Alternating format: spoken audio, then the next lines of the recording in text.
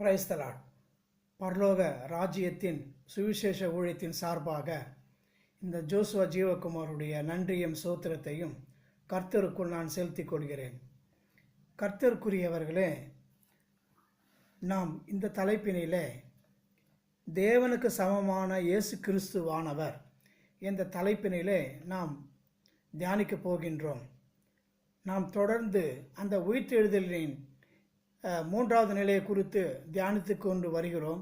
அதன் அடிப்படையிலே இவை தொடர்புள்ள தலைப்பாக இருக்கிறபடியால் இந்த வெள்ளை குதிரை, சிவப்பு குதிரை, கருப்பு குதிரை, மங்கின நிறமுள்ள குதிரை இவைகளின் தலைமையில் நடக்கவிருக்கின்ற அந்த வெளிப்படுத்தின விசேஷம் 21ஆம் அதிகாரம் 7ஆம் வசனம் நாம் வாசிக்கும் பொழுது, ஜெயம் கொள்ளுகிறவன் எல்லாவற்றையும் சுதந்திரித்து கொள்ளுவான், நான் அவன் தேவனாயிருப்பேன், அவன் என் குமாரனாயிருப்பான் என்ற இந்த வசனத்தின் அடிப்படையிலேயும் மத்தேயு 5ஆம் அதிகாரம் 19ஆம் வசனம் நாம் வாசிக்கும் பொழுது,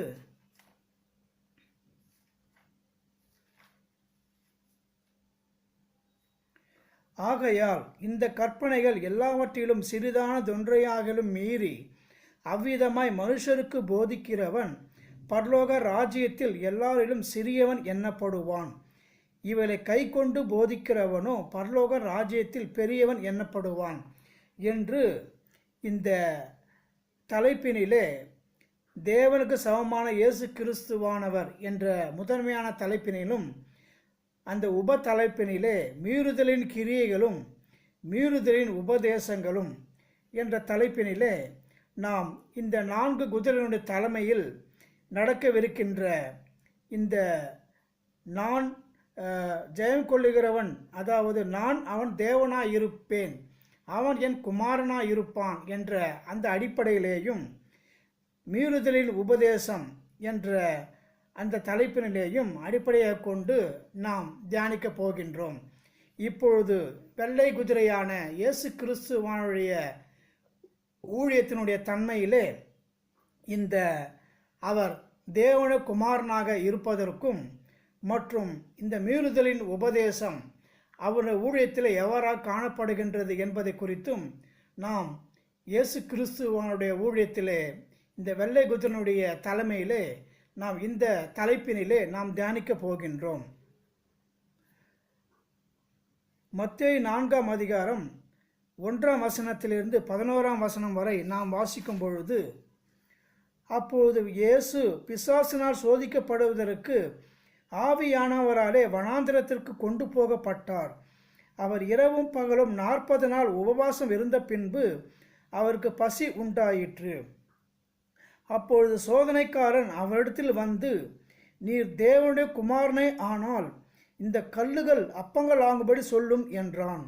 அவர் பிரதி உத்தரமாக, மனுஷன் அப்பத்தினாலே மாத்திரமல்ல, தேவனுடைய வாயிலிருந்து புறப்படுகிற ஒவ்வொரு வார்த்தையினாலும் பிழைப்பான் என்று எழுதியிருக்கிறதே என்றார்.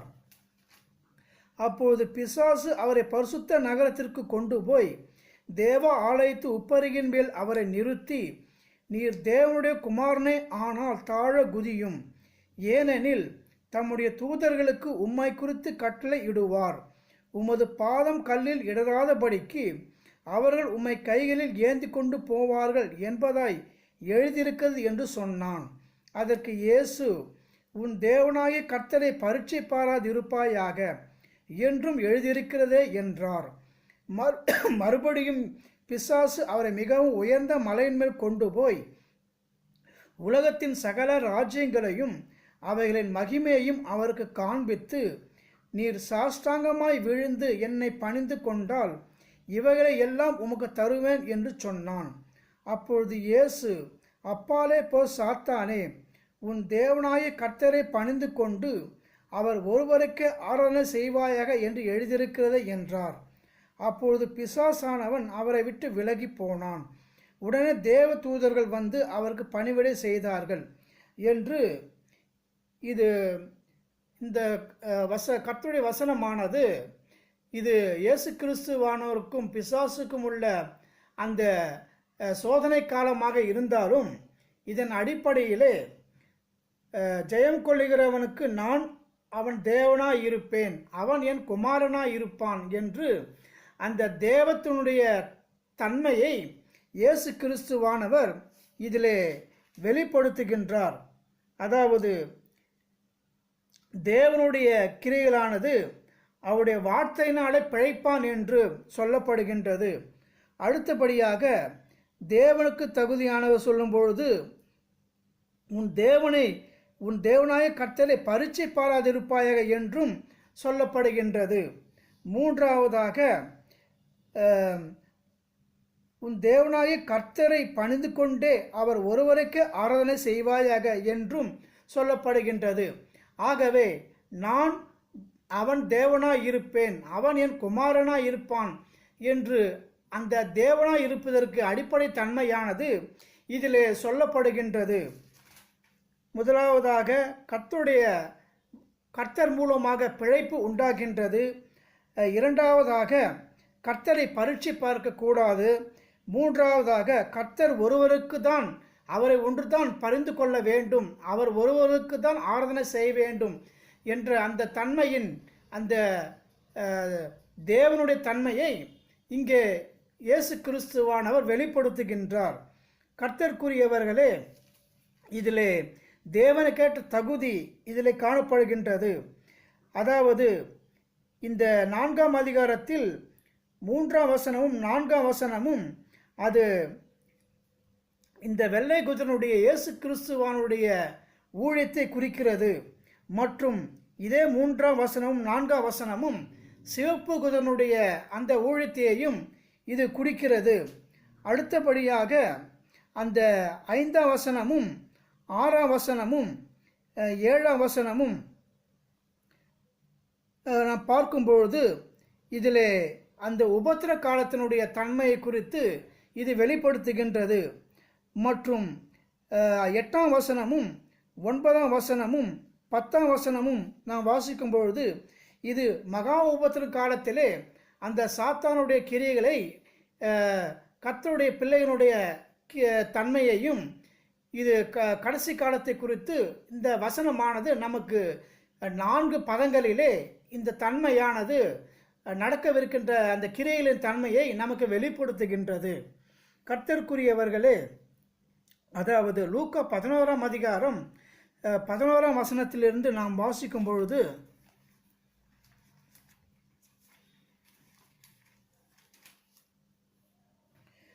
உங்களில் தகப்பனாய் இருக்கிற ஒருவனிடத்தில் மகன் அப்பம் கேட்டால் அவனுக்கு கல்லை கொடுப்பானாம், மீனை கேட்டால் மீனுக்கு பதிலாய் பாம்பை கொடுப்பானாம், அல்லது முட்டையை கேட்டால் அவனுக்கு தேலை கொடுப்பானாம். பொல்லாதவர்களாகிய நீங்கள் உங்கள் பிள்ளைகளுக்கு நல்ல ஈவுகளை கொடுக்க அறிந்திருக்கும் போது பரமபிதாவானவர் தம்மிடத்தில் வேண்டிக் கொள்ளுகிறவர்களுக்கு பரிசுத்த ஆவியை கொடுப்பது அதிக நிச்சயம் அல்லவா என்று இங்கு சொல்லப்படுகின்றது. ஆம், இங்கே அந்த வெள்ளை குதிரை, சிவப்பு குதிரை மற்றும் கருப்பு குதிரை, மங்கின நிறமுள்ள குதிரையினுடைய ஊழியத்தை குறித்து சொல்லும் பொழுது இதிலே அப்பம் கல் என்றும் மீன் பாம்பு மீன் என்றும் முட்டை தேல் என்றும் இதிலே சொல்லப்படுகின்றது.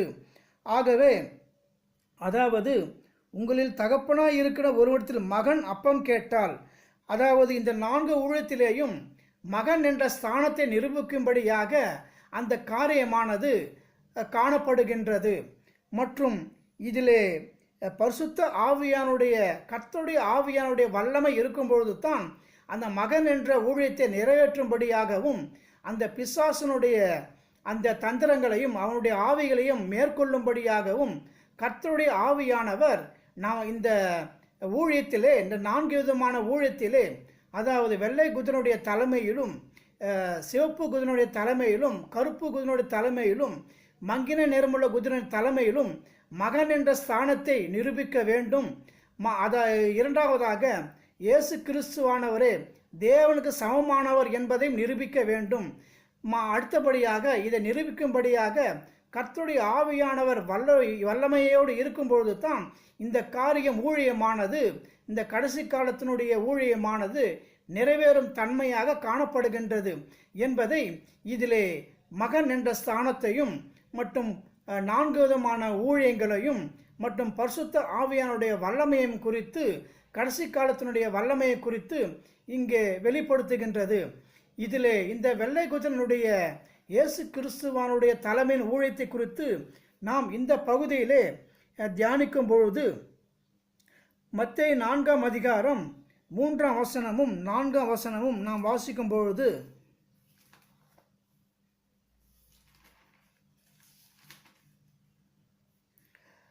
அப்பொழுது சோதனைக்காரன் அவரிடத்தில் வந்து, நீர் தேவனுடைய குமாரனை ஆனால் இந்த கல்லுகள் அப்பங்களாகும்படி சொல்லும் என்றான். அவர் பிரதி உத்தரமாக, மனுஷன் அப்பத்தினாலே மாத்திரமல்ல, தேவனுடைய வாயிலிருந்து புறப்படுகிற ஒவ்வொரு வார்த்தையினாலும் பிழைப்பான் என்று எழுதியிருக்கிறது என்றார். ஆம், கர்த்தருக்கு தேவனுக்கு சமமானவர் அவருடைய வாயிலிருந்து புறப்படுகின்ற ஒவ்வொரு வார்த்தையினாலும் பிழைப்பான் என்று சொல்லப்படுகின்றது. அதற்கேற்றபடி இயேசு கிறிஸ்துவான ஊழியத்திலே இந்த கல் அப்பம் என்ற இந்த தன்மையின் ஊழியமானது காணப்பட்டது.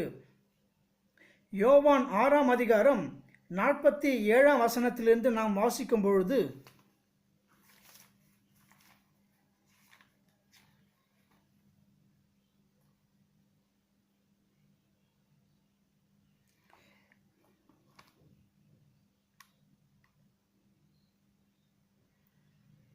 என்னிடத்தில் விசுவாசமாய் இருக்கிறவனுக்கு நித்திய ஜீவன் உண்டென்று மெய்யாகவே மெய்யாகவே உங்களுக்கு சொல்லுகிறேன். ஆம், தேவனுடைய வாயிலிருந்து புறப்படுகிற ஒவ்வொரு வார்த்தையினாலும் பிழைப்பான் என்ற அந்த தேவத்துவத்தின் தன்மையானது இயேசு கிறிஸ்துவானவர் ஊழியத்தின் மூலமாக அவருக்கு தேவனுக்கு சமமானவர்களாக இந்த ஊழியமானது நிறைவேற்றப்படுகின்றது. 48ஆம் வசனம், ஜீவ அப்பம் நானே. உங்கள் பிதாக்கள் வனாந்தரத்திலே மன்னாவை புசித்திருந்தும் மரித்தார்கள். இதிலே புசிக்கிறவர் மறியாமல் இருக்கும்படி வானத்திலிருந்து இறங்கின அப்பம் இதுவே. நானே வானத்திலிருந்து இறங்கின ஜீவ அப்பம்.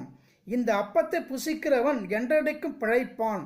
நான் கொடுக்கும் அப்பம் உலகத்தின் ஜீவனுக்காக நான் கொடுக்கும் என் மாம்சமே என்றார். அப்பொழுது யூதர்கள், இவன் தன்னுடைய மாம்சத்தை எப்படி நமக்கு புசிக்க கொடுப்பான் என்று தங்களுக்குள்ளே வாக்குவாதம் பண்ணினார்கள். அதற்கு இயேசு அவர்களை நோக்கி, நீங்கள் மனுஷகுமாரனுடைய மாம்சத்தை புசியாமலும் அவருடைய இரத்தத்தை பானம் பண்ணாமலும் இருந்தால் உங்களுக்குள்ளே ஜீவன் இல்லை என்று மெய்யாகவே மெய்யாகவே உங்களுக்கு சொல்லுகிறேன். என் மாம்சத்தை புசித்து என் இரத்தத்தை பானம் பண்ணுகிறவனுக்கு நித்திய ஜீவன் உண்டு. நான் அவனை கடைசி நாளில் எழுப்புவேன். என் மாம்சம் எல்லாம் போஜனமாய் இருக்கிறது, என் இரத்தம் மெய்யான பானமாய் இருக்கிறது. என் மாம்சத்தை புசித்து என் இரத்தத்தை பானம் பண்ணுகிறவன் என்னிலே நிலைத்திருக்கிறான், நானும் அவனிலே நிலைத்திருக்கிறேன். ஜீவனுள்ள பிதா என்னை அனுப்பினது போலவும் நான் பிதாவினால் பிழைத்திருக்கிறது போலவும் என்னை புசிக்கிறவன் என்னாலே பிழைப்பான். வானத்திலிருந்து இறங்கின அப்பம் இதுவே. இது உங்கள் பிதாக்கள் புசித்த மன்னாவைப் போல் அல்ல, அவர்கள் மரித்தார்களே.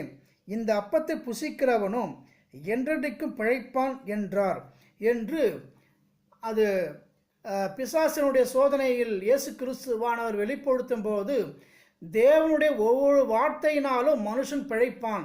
அந்த வார்த்தையானது நானே ஜீவ அப்பம், இந்த கல்லுகள் அப்பங்களாகும்படி சாப்பிடும் என்று அந்த தன்மையானது கல்லுகளில் ஜீவ அப்பம் நானே, என் மூலமாக தேவனுக்கு சமமான என் மூலமாக இந்த நித்திய ஜீவன் பிழைப்பு உண்டாகும்படியாக இந்த உலகத்திற்கு பிதாவாகிய தேவன் என்னை அனுப்பினார். தேவனுக்கு சமமான அந்த முதலாவது தன்மையானது இயேசு கிறிஸ்துவானவர் மூலமாக பிழைப்பு உண்டாகும்படியாக இந்த உலகத்தில் உள்ள எல்லா மனுஷருக்கும் பிழைப்பு உண்டாகும்படியாக அவருடைய ஊழியமானது நிறைவேற்றப்படுகின்றது. அப்பம் கல்லான சில கடினத்தன்மை உள்ள யூதர்களை கர்த்தருடைய அந்த பிள்ளைகளை கர்த்தர் இயேசு கிறிஸ்துவானவரிடத்தில் ஒப்பு கொடுக்கும்படியாக காணப்படுகின்றது. மத்தேயு 11ஆம் அதிகாரம் 20ஆம் வசனத்திலிருந்து நாம் வாசிக்கும் பொழுது,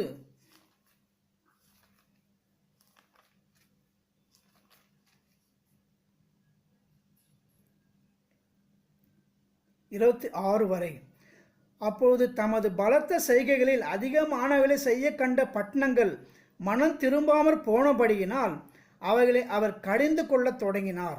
கோராசீனே உனக்கு ஐயோ, பெத்சாயிதாவே உனக்கு ஐயோ, உங்களில் செய்யப்பட்ட பலத்த செய்கைகள் தீருவிலும் சீதோனிலும் செய்யப்பட்டிருந்த ஆனால் அப்பொழுதே ரட்டுடுத்தி சாம்பலில் உட்கார்ந்து மனம் திரும்பி இருப்பார்கள். நியாய தீர்ப்பு நாளிலே உங்களுக்கு நேரிடுவதை பார்க்கிலும் தீருவுக்கும் சீதோனுக்கும் நேரிடுவது லகுவாய் இருக்கும் என்று உங்களுக்கு சொல்லுகிறேன். வான பரியந்தம் உயர்த்தப்பட்ட கப்பர் நகுமே, நீ பாதாள பரியந்தம் தாழ்த்தப்படுவாய். உன்னில் செய்யப்பட்ட பலத்த செய்கைகள் சோதோமிலே செய்யப்பட்டிருந்தானால் அது இந்நாள் வரைக்கும் நிலைத்திருக்கும். நியாய தீர்ப்பு நாளிலே உனக்கு நேரிடுவதை பார்க்கிலும் சோதோம் நாட்டிற்கு நேரிடுவது லகுவாயிருக்கும் என்று உங்களுக்கு சொல்லுகிறேன் என்றார். அந்த சமயத்தில் இயேசு சொன்னது, பிதாவே, வானத்துக்கும் பூமிக்கும் ஆண்டவரே, இவரை ஞானிகளுக்கும் கல்விமான்களுக்கும் மறைத்து பாலகருக்கு வெளிப்படுத்தினபடியால் உம்மை ஸ்தோத்திரிக்கிறேன். ஆம் பிதாவே, இப்படி செய்வது உம்முடைய திருவுளத்துக்கு பிரியமாய் இருந்தது என்று அந்த கடினத்தன்மை உள்ள யூதர்களை குறித்தும் மற்றும் இயேசு கிறிஸ்துவானுடைய வார்த்தையானது ஜீவ அப்பமானது அது மற்றவர்களுக்கு ரட்சிப்புக்கு ஏதுவாக வழிநடத்தக்கூடியதாக இருக்கும்படியாகவும் இயேசு கிறிஸ்துவானவர் இந்த உபதேசத்திலே நமக்கு வெளிப்படுத்துகின்றார். யோவான் 12ஆம் அதிகாரம் 32ஆம் வசனத்திலிருந்து நாம் வாசிக்கும் பொழுது,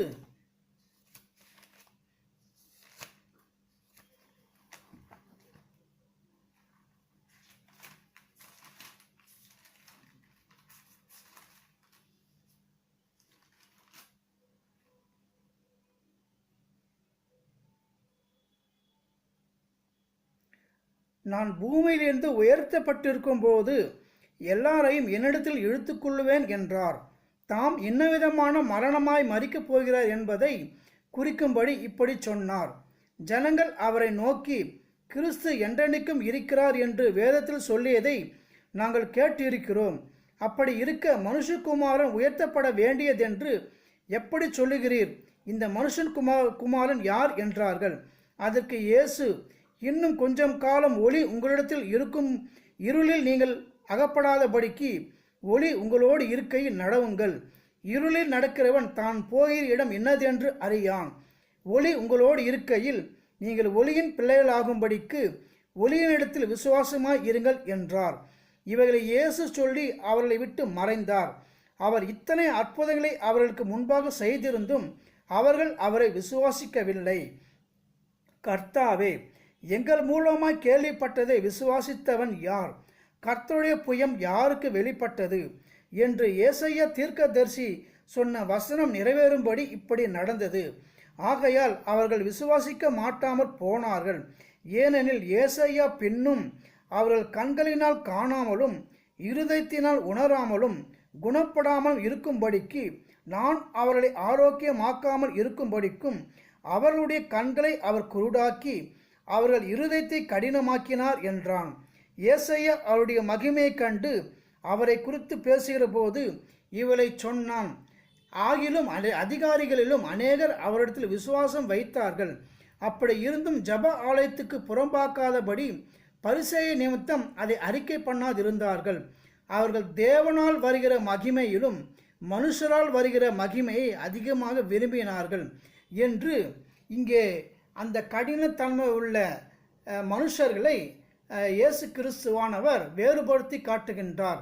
அவருடைய வார்த்தையானது ஜீவம் அப்பமாக காணப்பட்டாலும் கல்லான இருதயமுள்ள ஜனங்களை கர்த்தர் அவருடைய ஊழியத்தில் ஒப்பு கொடுத்து அவர் பிசாசனுடைய காரியமானது அவருக்கு எதிராக செய்யும்படியாக இந்த செயல்கள் காணப்பட்டது. இதிலிருந்து அவர் ஜெயம் கொண்டு மற்ற ஜனங்களை, சீஷர்களையும் மற்ற ஜனங்களையும் அந்த அப்பமானது அவருடைய ரட்சிப்புக்கு ஏதுவாக வழிநடத்தி அவர் ஜெயம் கொள்ளும்படியாக அந்த முதன்மையான வெள்ளை குதிரனுடைய ஊழியத்திலே அது காணப்படும்படியாக அந்த பிசாசனுடைய சோதனையான அந்த 3ஆம் வசனமும் 4ஆம் வசனமும் அதில் நிறைவேறும்படியாக காணப்படுகின்றது. மற்றும் மீறின உபதேசம், இயேசு கிறிஸ்துவான ஊழியத்திலே மீறின உபதேசம் என்ன என்பதை குறித்து வேதம் சொல்லும்பொழுது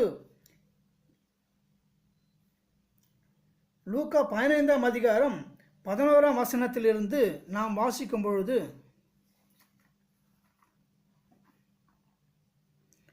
பின்னும் அவர் சொன்னது, ஒரு மனுஷனுக்கு 2 குமாரர் இருந்தார்கள்.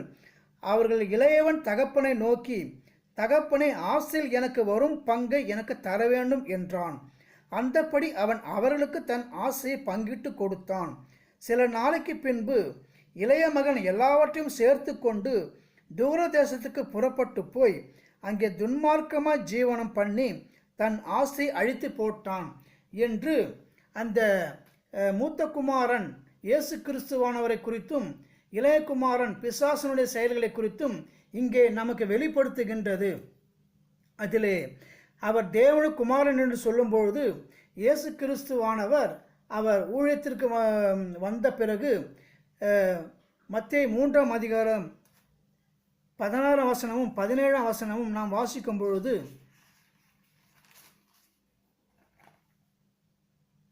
இயேசு ஞானஸ்நானம் பெற்று ஜலத்திலிருந்து கரையேறின உடனே இதோ வானம் அவருக்கு திறக்கப்பட்டது.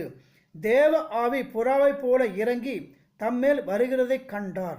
அன்றியும் வானத்திலிருந்து ஒரு சத்தம் உண்டாகி, இவர் என்னுடைய நேசகுமாரன், இவரில் பிரியமாய் இருக்கிறேன் என்று உரைத்தது என்று அங்கே குமாரன் என்ற ஸ்தானத்தை, தேவனுக்கு சமமான என்ற ஸ்தானத்தை, மீறின உபதேசத்தை அவர் நிரூபிக்க வேண்டும் என்பதே இயேசு கிறிஸ்துவானவர் உரிக்கப்பட்ட ஒரு ஊழியமாக அது காணப்படுகின்றது. மற்றும் யோவான் 10ஆம் அதிகாரம் 30ஆம் வசனத்திலிருந்து நாம் வாசிக்கும் பொழுது,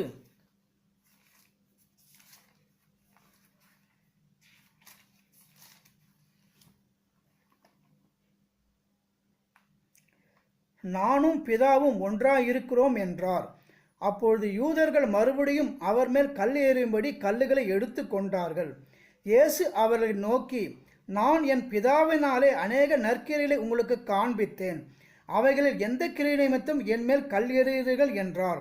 யூதர்கள் அவருக்கு பிரதி உத்தரமாக, நற்கிரியை நிமித்தம் நாங்கள் உன்மேல் கல் எறிகிறதில்லை. நீ மனுஷனாய் இருக்க உன்னை தேவன் என்று சொல்லி இவ்விதமாக தேவ தூஷணம் சொல்லுகிறபடியினால் உன்மேல் கல்லெறிகிறோம் என்றார்கள் என்று இயேசு கிறிஸ்துவானவருக்கு உதித்த அந்த ஊழியமானது, ஜெயம் கொள்ளுகிற அவனுக்கு நான் தேவனாய் இருப்பேன், அவன் என் குமாரனாய் இருப்பான் என்ற அந்த வசனமானது, கர்த்தருடைய வார்த்தையானது அந்த தேவனுக்கு குமாரனாய் இருக்கும்படியாக, அதாவது பழைய ஏற்பாட்டிலும் மற்ற எந்த ஊழியத்திலும் இந்த ஊழியம் செய்யும்படியாகவும் கர்த்தரையினுடைய நாமத்தை வெளிப்படுத்தும்படியாகவும் அற்புதங்கள் அடையாளம் செய்யும்படியாகவும் காணப்பட்டதை தவிர இயேசு கிறிஸ்துவானவர் மூலமாகத்தான் அந்த தேவனுக்கு சமமானவர், தேவனுடைய குமாரன் என்ற இவர் ஊழியம் மட்டும் செய்யாதபடி, கர்த்தருடைய நாமத்தினுடைய மகிமை வெளிப்படுத்தும் அந்த சித்தத்தை மட்டும் செய்யாதபடி, குமாரன் என்ற அந்த ஸ்தானத்தை நிரூபிக்கும்படியாகத்தான் அது ஒரு பிசாசனுடைய எதிர்ப்புறமான காரியமாகவும், அதாவது மீறின உபதேசமாகவும் இயேசு கிறிஸ்துவானவர் மூலமாக அந்த மீறின உபதேசம் நிரூபிக்கும்படியாக காணப்பட்டதினால்தான் அவர் சிலுவை மரணத்திற்கும் பல பாடுகளுக்கும் பல பிரச்சனைகளுக்கும் அவர் உள்ளாகும்படியாக காணப்பட்டு அவர் சிலுவிலே மரிக்கும்படியாகவும் காணப்பட்ட அந்த நிலையானது அந்த தேவனுக்கு சமமான தேவனுடைய குமாரன் என்று அந்த சொல்லும் அந்த வார்த்தையானது நாம் லூக்கா 11ஆம் அதிகாரத்தில் 11ஆம் வசனத்தில் நாம் வாசிக்கும் பொழுது, அப்பம், கல், அந்த மற்றும் மீன், பாம்பு மற்றும் தேல் என்ற அந்த முட்டை தேல் என்ற அந்த 3 விதமான ஊழியமானது, அது முதலாவது ஊழியமான அந்த கல் அப்பம் இயேசு கிறிஸ்துவானவர் மூலமாக அது அந்த மீறின உபதேசம் நிறைவேற்றப்பட்டு அது அந்த கர்த்தர் மூலமாக அந்த கிரியைகள் வெள்ளை குதிரனுடைய ஊழியமான நிறைவேறும்படியாக காணப்படுகின்றது. இதன் மூலமாக ஜெயம் கொண்ட இயேசு கிறிஸ்துவானவரை குறித்து சொல்லும் பொழுது வெளிப்படுத்தின விசேஷம் 12ஆம் அதிகாரம் 5ஆம் வசனம் சொல்லும் பொழுது,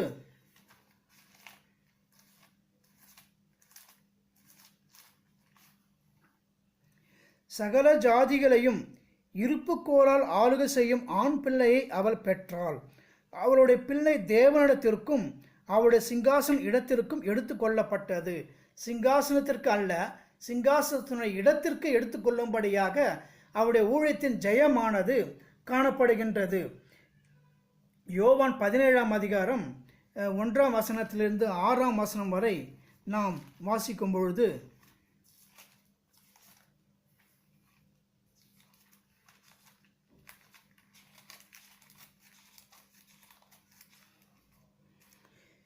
இயேசு இவளை சொன்ன பின்பு தம்முடைய கண்களை வானத்துக்கு ஏறெடுத்து, பிதாவே, வேலை வந்தது.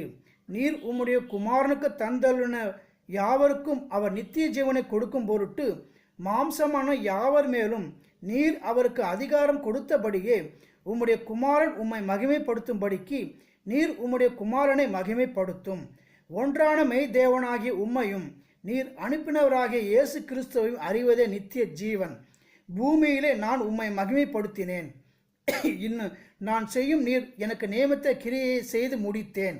பிதாவே, உலகம் உண்டாவதற்கு முன்னே உம்மிடத்தில் எனக்கு உண்டாயிருந்த மகிமையினாலே இப்பொழுது நீர் என்னை உம்மிடத்திலே மகிமைப்படுத்தும். நீர் உலகத்தில் தெரிந்தெடுத்து எனக்கு தந்த மனுஷருக்கு உம்முடைய நாமத்தை வெளிப்படுத்தினேன். அவர்கள் உம்முடையவர்களாய் இருந்தார்கள். அவர்களை எனக்கு தந்தீர். அவர்கள் உம்முடைய வசனத்தை கை கொண்டிருக்கிறார்கள். நீர் எனக்கு தந்தவையெல்லாம் உம்மாலே உண்டாயினவென்று இப்பொழுது அறிந்திருக்கிறார்கள் என்று அந்த இயேசு கிறிஸ்துவான ஊழியமானது அந்த கல்லான இருதயம் உள்ள மத்தியிலும் அவருடைய ஜீவ அப்பத்தின் வார்த்தையானது, நித்திய ஜீவனுடைய வார்த்தையானது, அது சீஷர்களுக்கும் மற்றவர்களுக்கும் அது ரட்சிப்புக்கு ஏதுவாக வழி நடத்தி ஜெயம் பெறும்படியாக அவர் இயேசு பிதாவுடைய சிங்காசனத்தினுடைய இடத்திற்கு செல்லும்படியாக அந்த ஜெயமாக காணப்படுகின்றது. அடுத்து அந்த சிவப்பு குதனுடைய தலைமையிலே இந்த மகன் என்ற, அதாவது வெளிப்படுத்தும் விசேஷம் 21ஆம் அதிகாரம் 7ஆம் வசனத்தில் அவர் எவ்வாறாக தேவனாய் இருக்கும்படியாக இந்த கல் அப்பம் இதே தன்மையில் அந்த ஊழியம் எவ்வாறு நிறைவேற்றப்பட்டு ஜெயமாக காணப்படுகிறது என்பதை குறித்தும் மற்றும் மீறின உபதேசம் அதில் எவ்வாறாக காணப்படுகிறது என்பதை குறித்தும் நாம் அடுத்த வேத தலைப்பினிலே தொடர்ந்து தியானிக்கலாம். கர்த்தர் இந்த வார்த்தைகளை 30, 60, 100 ஆசீர்வதிப்பாராக. கர்த்தர் நாம் மகிமைப்படுவதாக. ஆமென். அல்லேலூயா.